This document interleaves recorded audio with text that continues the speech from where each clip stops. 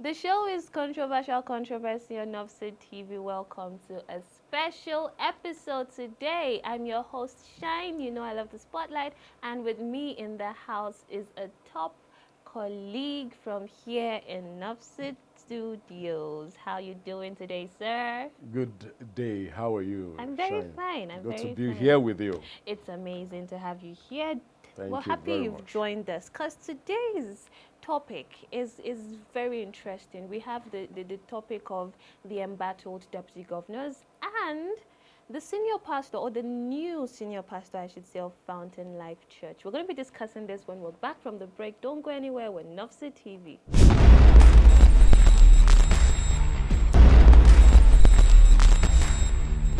Thanks for joining us on today's episode, Thank sir. you. Now, the first story is very, very entertaining and interesting to me. The embattled deputy governors. What is happening? What is happening? Well, We've heard of 2 states now. Yeah, What is happening? I think Edo State, we're not sure what is happening with him, but the deputy governor has just been locked out of his office. Oh my There are God. news that he has been asked to relocate his office. And according to him, according to the story making the news, the letter was sent from the head of service to the permanent secretary of the government house and protocol. But he doesn't have that kind of, he said he doesn't have those The power. communication. He doesn't have that memo. And so he has been relocated. Wow. So because he's been relocated, it's dicey. People don't understand where he stands.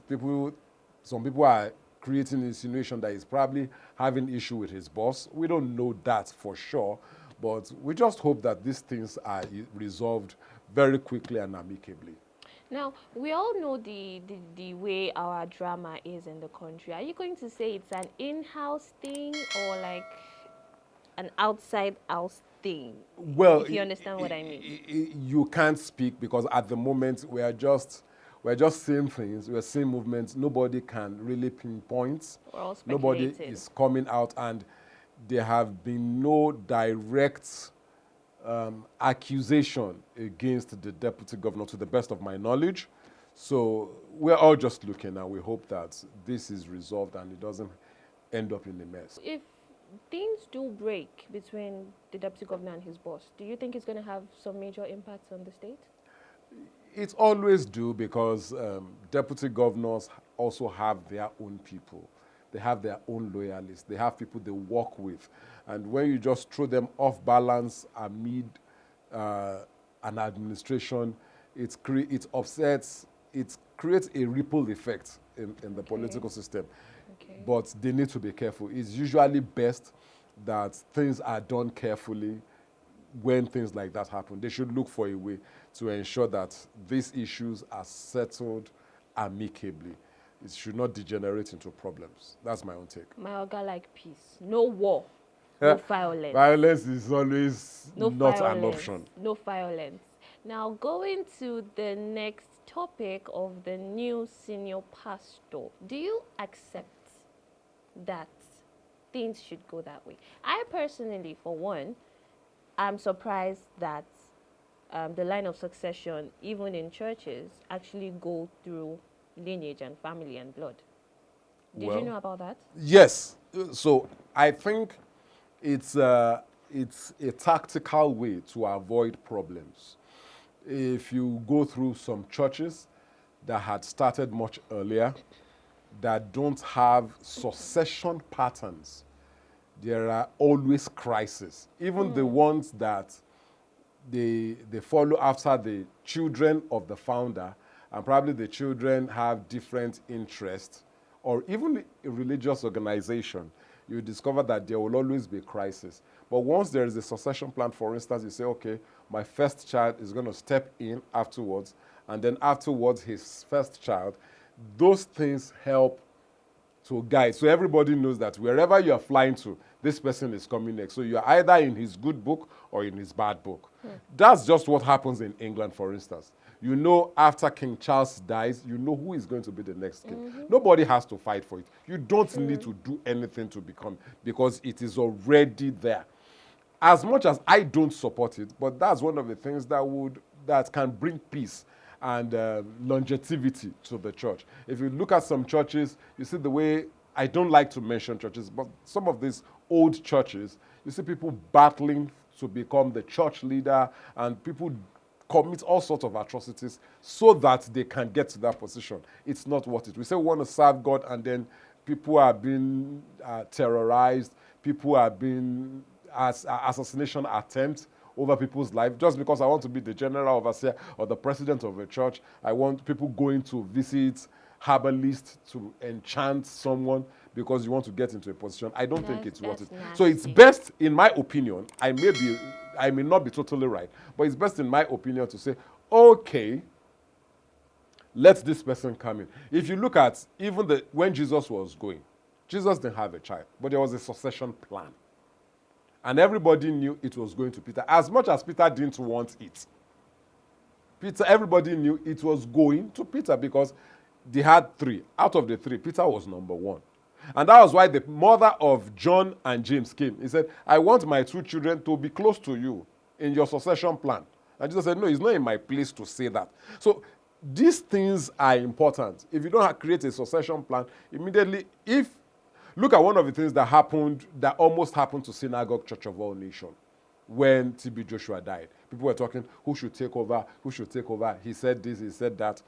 One of the reasons why people are calmer is because his wife stepped into the shoes as the next general overseer. Imagine 3 people fighting for that position. And they have served him probably since the day he started. The same thing is happening in Redeemed Christian Church of God. The Redeemed Christian Church of God was founded by Pa Akindayomi.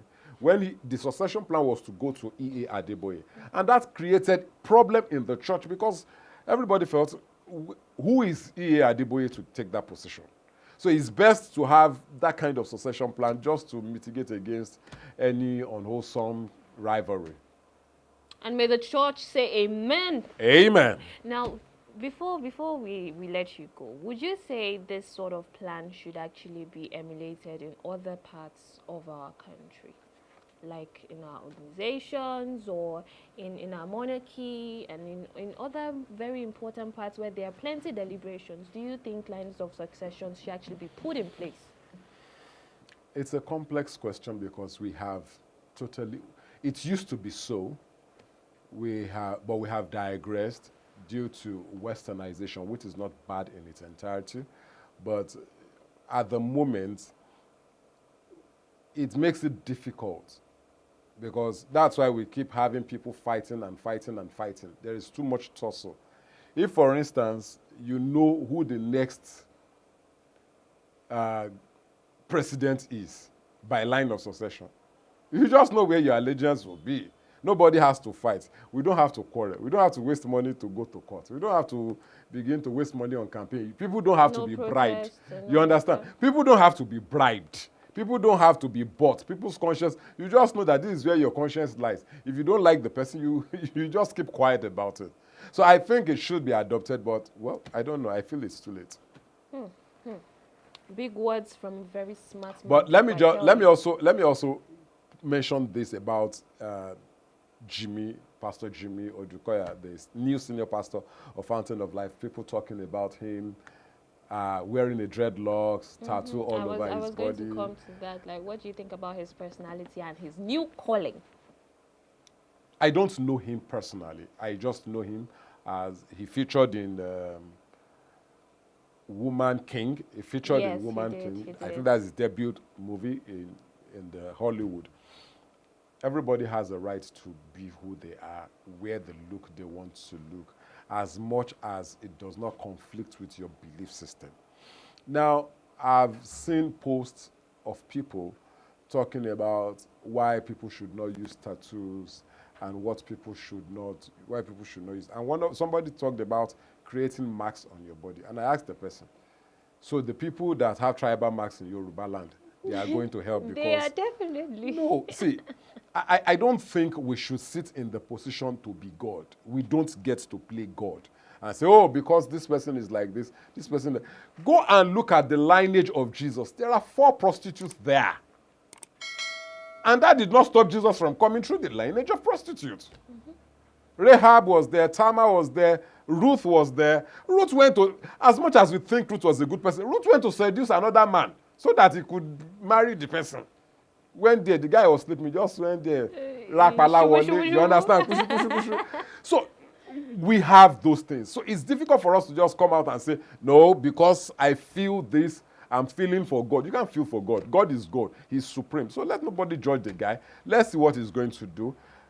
Our prayers should be that the new position would not bring catastrophe for him. People should rather be praying for his support rather than tearing him down. Do you think anything that happens in that church, or because this concerns the belief system in the country as well, do you think it's going to affect people's thoughts and beliefs in any way?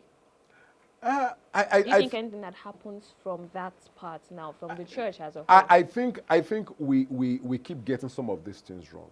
I don't want to mention churches, but there are churches that in Nigeria, you cannot go to church in trousers. When you go to church, you must cover your hair.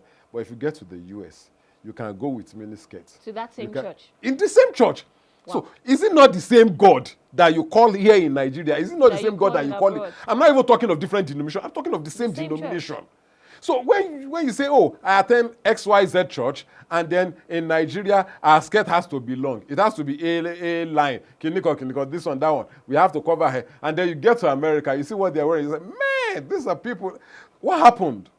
So I think we should, like the Bible say, that everyone should work out their salvation with fear and trembling. Let everybody go and sort themselves out and leave the rest to God to judge. My God, don't talk. Go and sort yourself out, people. It has been an amazing time with you on the show. Thank you very much. Thanks for joining us today in the studio. Bam! Yeah, the show is Controversial Controversy. I hope you've enjoyed this little controversy that we've controversed out for you. And we hope you do join us on our next episode. That is why you have to on your notification bell so you can know whenever we bring you super amazing episodes and just like this. Don't forget, it's Nofsa TV across all platforms: Instagram, Twitter, Facebook, YouTube. Do not forget to join us next time. I'm your host, Shine. Mwah!